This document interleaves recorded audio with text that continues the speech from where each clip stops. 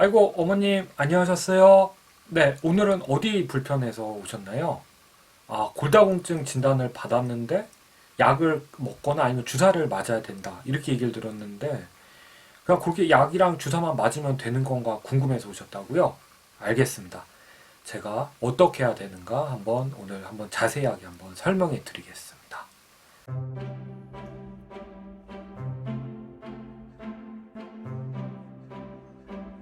자, 골다공증 진단이 됐더라면 저는 크게 두 가지를 먼저 권유를 드리는데요. 우선은 간단한 피 검사를 권장을 드립니다. 이제 요거는 이제 대한내분비학회에서 권장을 하는 건데, 뭐 칼슘이라든가 비타민 D, 그 다음에 갑상선 호르몬 같은 뼈에 영향을 줄 수 있는 수치들이 정상 범위인가 확인하는 게 필요하거든요. 그래서 피 검사라든가 혹시 뭐 아픈 부위가 있다면은 그쪽 부위 엑스레이 촬영 정도는 좀 기본적으로 권장하고요. 제가 가장 중요하게 여기는 것. 그것은 바로 치과 진료를 꼭 보셔야 된다는 겁니다. 자, 당뇨는 안과, 골다공증은 치과. 이렇게 생각을 해두시면 되는데요. 우선 뭐 당뇨일 때 왜 안과를 먼저 가야 되는가는 다음 시간에 알려드리고, 오늘은 골다공증일 때 왜 치과를 먼저 들려야 되는지도 안내를 해드리겠습니다. 자, 골다공증 약 중에서 가장 처음 개발된 약이 있어요. 그건 거의 한 1990년도에 개발이 되었었는데요. 효과가 너무 좋아서 지금까지도 쓰이고 있습니다. 근데 이제 약을 쓰고 있는 중에 한 2000년대 초쯤에 이제 약간 여기 부작용이 있다는 게 발견이 됐어요. 이제 턱뼈 쪽에 턱뼈를 좀 약하게 할 수 있다. 턱뼈를 좀 파괴할 수 있다. 요런 그 부작용이 보고가 되었었거든요. 그리고 그 이후에도 이제 꾸준히 보고가 되곤 있는데 그 예방하는 효과가 워낙 좋기 때문에 주의를 하면서 쓰고 있습니다. 효과가 워낙 좋고 또 뭐 치과 치료 과정에서 어떻게 주의를 하면은 부작용이 안 생긴다. 이런 게 좀 있거든요. 그래서 그걸 좀 지켜 나가면은 부작용이 덜 생기기 때문에 아직까지도 유용한 치료제로 사용이 되고 있습니다. 근데 왜 이 턱뼈가 말씀드렸듯이 이제 골다공증은 뼈가 약한 건데 골다공증 약을 쓰면 뼈가 이제 튼튼하게 되는 거죠. 근데 왜 턱뼈는 오히려 뼈가 약해지는 건가? 그걸 한번 좀 설명을 좀 드릴게요. 자, 우리 뼈가 있으면은 뼈가 건강하고 튼튼하려면은 뼈가 오히려 파괴도 돼야 됩니다. 자, 새술은 새부대에 담아야 된다. 이런 말이 있잖아요. 그것처럼 뼈도 오래된 구조는 파괴되면은 그 부위에 새로운 뼈가 생기면서 뼈가 점점 튼튼하게 유지가 됩니다.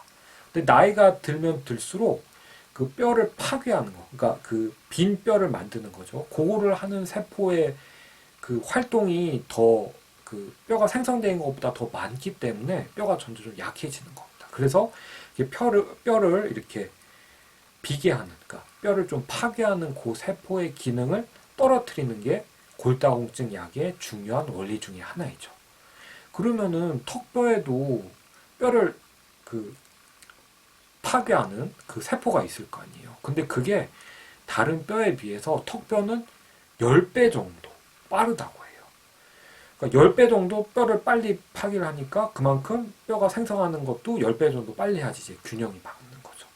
근데 그만큼 뼈를 파괴를 해야지 어떻게 보면 새로운 뼈가 생성되는 게 잘 유지가 되는 겁니다. 우리가 음식 먹는 것 때문에 턱을 계속 움직이잖아요. 그것 때문에 이제 턱뼈는 계속 새로운 뼈로 바꿔야 됩니다. 그래서 새술은 새부대.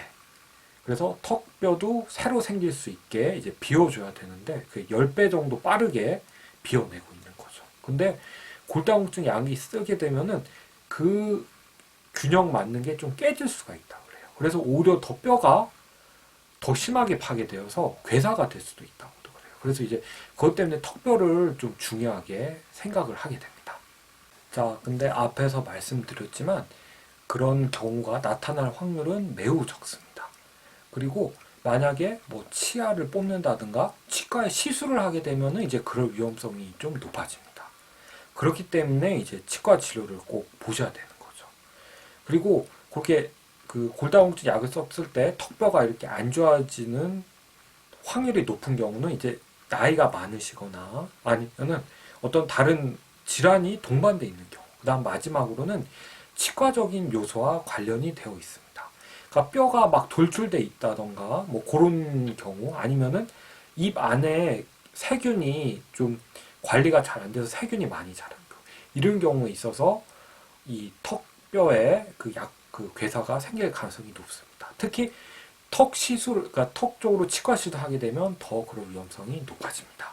그래서 저는 골다공증 진단이 되면은 우선 약제를 선택할 때 있어서 혹시 턱 쪽에 좀 안 좋은 치과적인 구조가 있다거나 뭐 발치, 임플란트를 해야 되는 경우에 있어서는 그 골다공증 약 중에 이쪽 턱 쪽으로 안 좋은 영향을 줄 수 있는 약을 쓰면 안 되기 때문에 꼭 치과 진료를 여쭤봅니다. 뭐 최근에 치과 진료 하신 적이 있는지, 없으시면 꼭 치과 진료 보시라고 권장을 드립니다.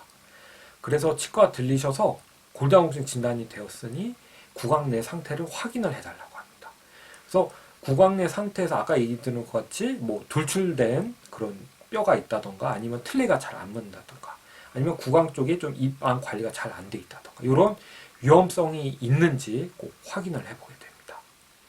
그리고 만약 그 골다공증 약을 먹거나 주사를 맞는 중에 치과 치료를 해야 되면은 꼭 계획을 세워서 하도록 합니다. 이게 한 2, 3개월 정도 주사나 약을 투여하지 않으면은 위험성이 거의 없어요. 그래서 안전하게 치과 치료를 받으실 수가 있거든요. 그래서 만약 그런 계획이 있다면은 꼭 그 치과 치료 하시는 치과 선생님과 골다공증 약 쓰는 선생님과 꼭 서로 상의를 해서 안전한 쪽으로 결정을 하는 게 좋습니다. 안전하려면 골다공증 약을 먹으면 안 먹으면 되는 거 아니냐, 이렇게 생각하실 수도 있지만, 최근 연세가 많이, 그러니까 수명이 늘어나면서 대퇴골, 이런 뼈 골절이 많아졌어요. 그것 때문에 굉장히 고생 많이 하시거든요. 그걸 예방을 하기 위해서는 골다공증 관리는 꼭 필요합니다. 그래서 골다공증 약을 치료할 때는 대신에 부작용이 없는 것도 중요하잖아요. 그러니까 꼭 치과 진료를 한번 보시기를 권장드리겠습니다. 네. 어머님, 좀 궁금하신 점 좀 해결되셨나요? 댓글에 또 궁금하신 점 달아주시면은 제가 최대한 시간을 내어서 빠른 시간 내에 또 답변을 해드리도록 하겠습니다. 자, 아버님, 어머님 꼭 건강하시고 행복하시기를 기원하겠습니다. 시청해주셔서 감사합니다.